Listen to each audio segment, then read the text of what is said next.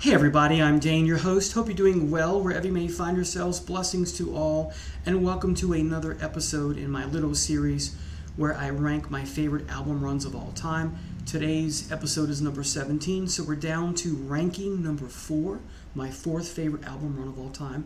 This is another British band. Go figure, you know how I love my British bands if you've been watching this series and in general. And I almost included the debut here. But I went with my gut and decided to not include it. It was very close. I really like this debut album, but when it measures up to what follows in the 8 that follow this, there's just no comparison. Again, I really like it, but what follows is just in so many ways so much better. The first album has a production problem, so does the second one, but the second one makes up for that production flaw, if you will, by even better tunes. So I'm talking about Judas Priest. I almost included Rock'n'Rolla, but I didn't. So let's get started. The Sophomore Effort, great album, close to a masterpiece to me, if not downright a masterpiece, despite the flaws in production, Gull Records, and all that. You get the wonderful introduction, prelude, which is a prelude to the full track that follows, which is Tyrant. They could have combined these as one track, as you get, what comes to follow in so many rock and metal bands. Think Metallica with Battery. It's one song. Last in Line from Dio, you have a slow introduction and then it gets heavy, right? And that works so well, that Light and Shade, because if you think, when the first time you hear it, you think it's going to be a slow song, and when the heavy part kicks in, it makes it all that heavier. And that's a psychological thing. But Prelude, the piano is great from Tipton here, and then Tyrant is just a great heavy metal or proto-metal song. I love it. Then you get the wonderful Genocide, get to hear Halford's pipes, just phenomenal. This was the second album I ever bought. The first one I ever bought that introduced me to the band was Screaming for Vengeance. Genocide is a wonderful tune, primarily because of Rob Halford's vocal prowess here. And then you get Epitaph, which we see Halford singing in the opposite vocal register, much more low baritone kind of thing. And it's a song that at first I didn't like very much, but it grew on me. Next, Island of Domination. This was another song that grew on me. I liked it when I first heard it more than Epitaph, but it's fabulous, I think. I think it doesn't get enough love, if you will. Now, on vinyl that I had in high school, that I bought in high school with my allowance, the track listings were different. I remember if I remember correctly, I remember Island of Domination being last on the album. Anyway, then you get Victim of Changes, which a Light and Shade album, 2 songs that were combined into one, going back when Al Atkins was in the band. And this is almost an epic track. It reminds me of Child in Time by Deep Purple because of how eventually you gradually get to Rob Halford's pipes getting up into the higher register as we go through later in the song, in the same way that Gillan does in Child in Time. Marvelous song. And then you get the hit off the album, so to speak, Ripper, about Jack the Ripper, of course. Great, great, great song. And then my favorite, the closer on the CD version, is Dreamer, Deceiver, followed by Deceiver. Really one song if you think about it. Light and Shade again. Dreamer, Deceiver is for the most part, the light section, the acoustic part. And then you get the heavier Deceiver. Again, the pipes really soaring in that high register from Halford. And I tell you, it is just one of those goosebump type songs for me. One of my top 10 songs of all time from the band. It's just got a gravitational pull on me that I just can't describe. It's just fabulous.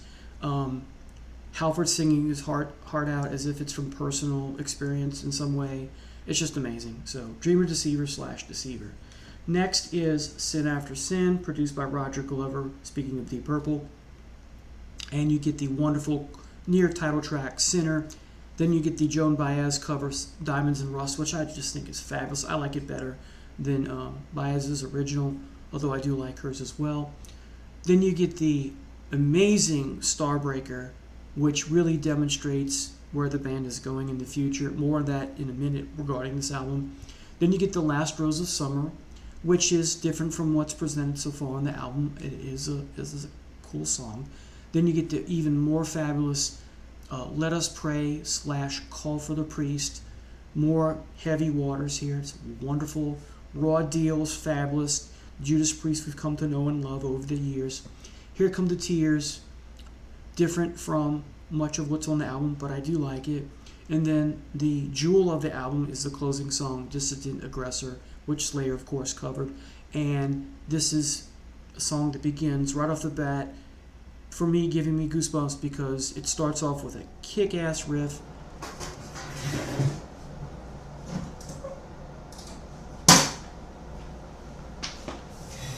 Sorry about that, folks. Had to turn the heater off.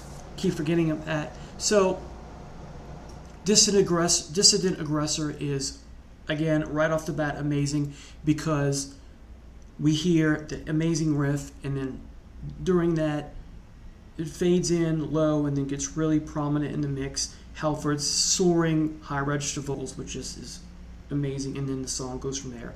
Just a fabulous song. I wouldn't call this album a masterpiece, but it is very, very good. All right, next album is definitely a masterpiece. I'm talking about Stained Class.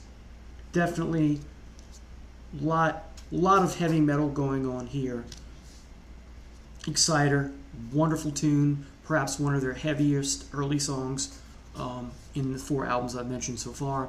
White Heat, Red Hot. Don't know if this was inspired by Lou Reed because of, a similar song title. A little different, of course, but there's something compelling about the song. The vocal phrasing from Rob, I don't hear in much else, if anything at all. There's something unique about the song that I can't put my finger on it, but I love it. And then you get the Spooky Tooth cover, Better By You, Better Than Me, which I think is just phenomenal. A song, when I first heard it, was like, I thought it was good, but as I get older, I think it's phenomenal. Then you get the title track, Stained Class, which I didn't give much attention when I first got this, but boy, this is a fabulous song. Next we have Invader, which is probably my least favorite song on the album, but it is a good song, a song that's also grown with me as time has moved on. Then my second favorite song on the album, is Saints in Hell. This is pure heavy metal. The pipes here from Halford are just phenomenal. Soaring vocals, fabulous. Savage, I think, is underrated as a song. I really love the song. When I put this on, I have to play it. Then my second favorite song on the album is the Light and Shade album. Very sad and depressing, but a very good song. This song is to Run of the Mill on Rock'n'Rolla what this is on this album. Again, Beyond the Realms of Death. So compelling. About a young man going through depressing times. It's such a tragic story, even though it's fiction, but it just has a pull on me. I have to listen to it. The Light and Shade is amazing, the back and forth between acoustic and heaviness, and then you get the wonderful Heroes End, which is just marvelous. There are days where I think this is their best album. This is fabulous, folks. So Stained Class. This next album is one that I think sometimes is their best album. I'm talking about, of course, Killing Machine. Love this back album cover. Les Binks on drums, of course. Delivering the Goods right off the bat. Amazing song. Heavy, hard-rocking tune. Then you get Rock Forever, probably my least favorite song on the album. It's okay. And then you get the ballad Evening Star, which I'm very fond of. I really like this song. Nothing wrong with a hard rocking band or a heavy metal band doing a slower piece. That's been part of rock and roll since the dawn of time, really. Then you get what's the title track in America, Hellbent for Leather. Great hard rocking tune, if not heavy metal. Love this song. Take on the World's an anthem. I'm back and forth with the song. There are days where I'm not a big fan of anthems much, never was, except for a few like Kiss's Rock and Roll All Night, the live version with the guitar solo, a song here or there. But, songs that want to make you really not my cup of tea, like We Will Rock You, I used to like as a kid, but as I got older, less and less interested in anthems. So it's a good song, not an okay. It's a good song, not a great song. Burning Up is fabulous. One of the heavier tracks on the album. I have to play this often back to back with the following song if I'm not playing this album from start to finish. So Burning Up is just an amazing hard rockin' tune. One of my favorites. And then one of my favorite songs of all time from the band, and one of my favorite cover songs of all time. I think they do it better than the original.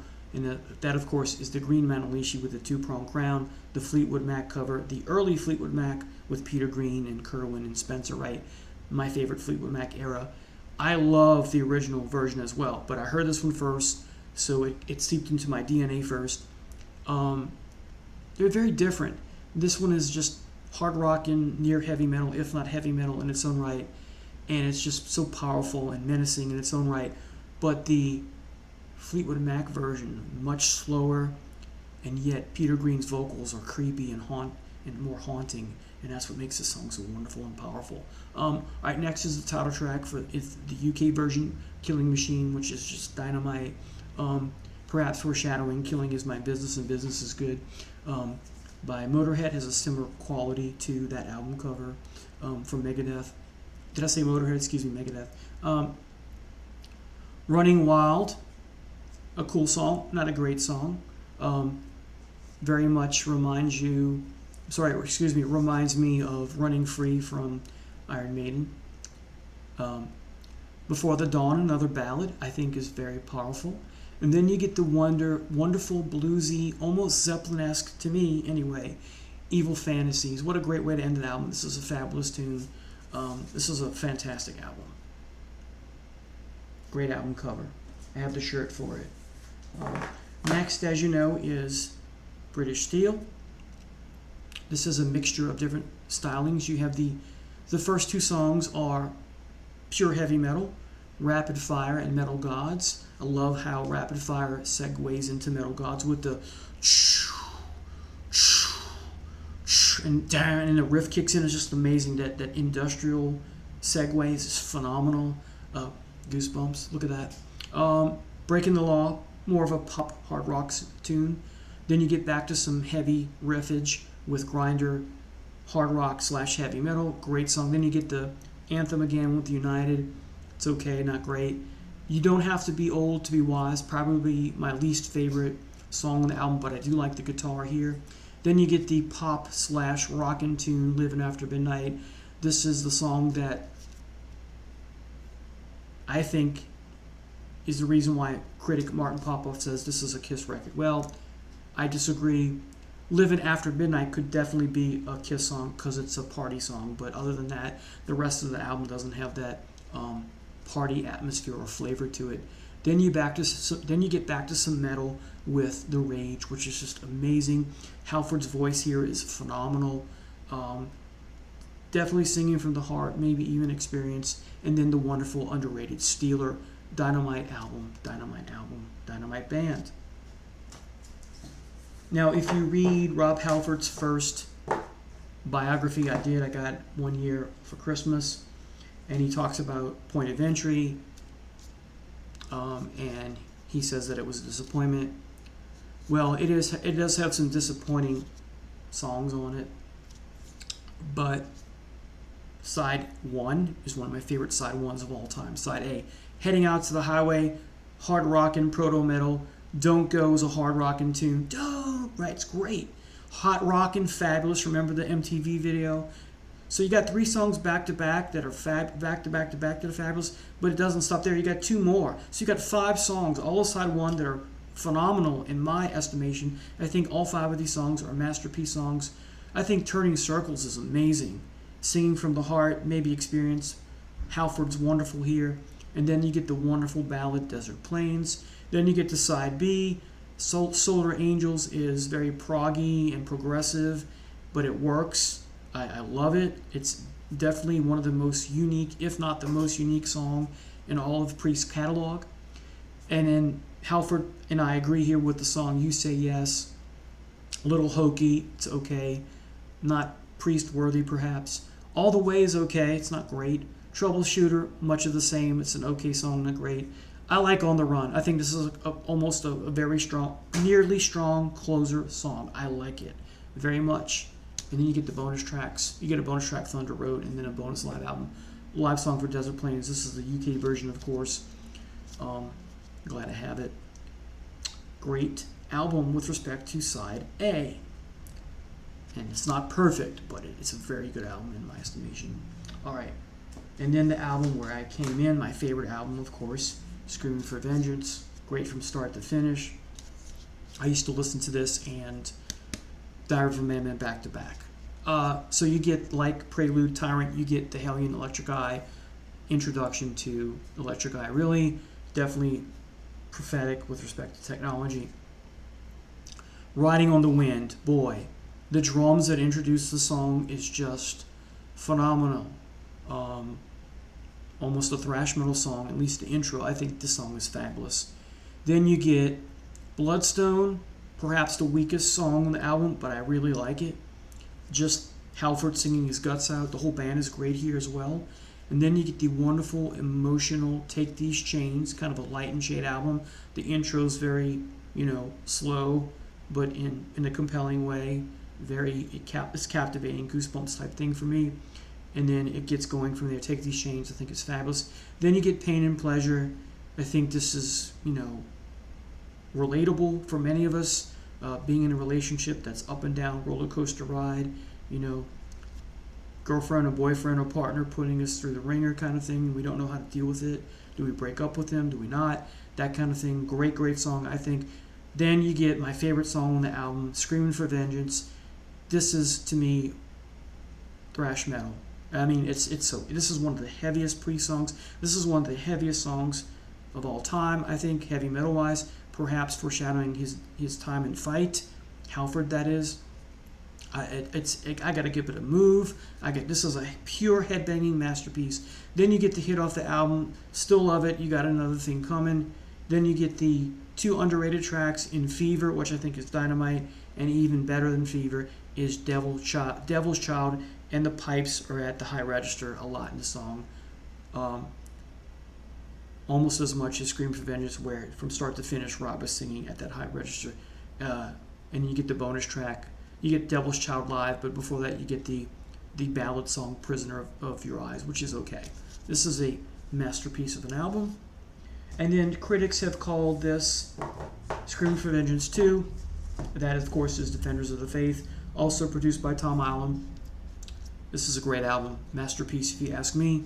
Free Will Burning, what a great song, great introduction, great lyrics, heavy metal at its finest.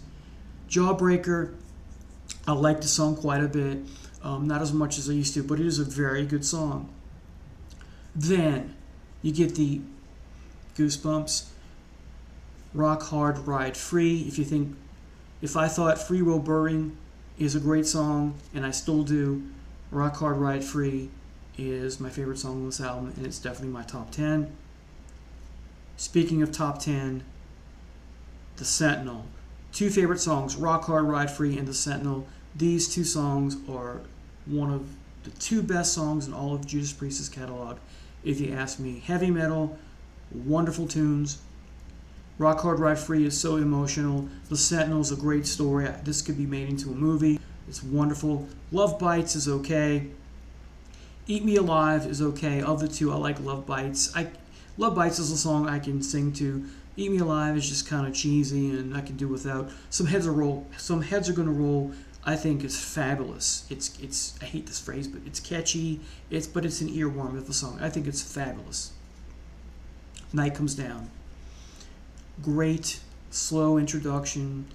It's that compelling, captivating stuff you get. The introduction to Night Comes Down is very similar, but not the same as Fever. Very similar. It lulls you in, right? And then it picks up, of course.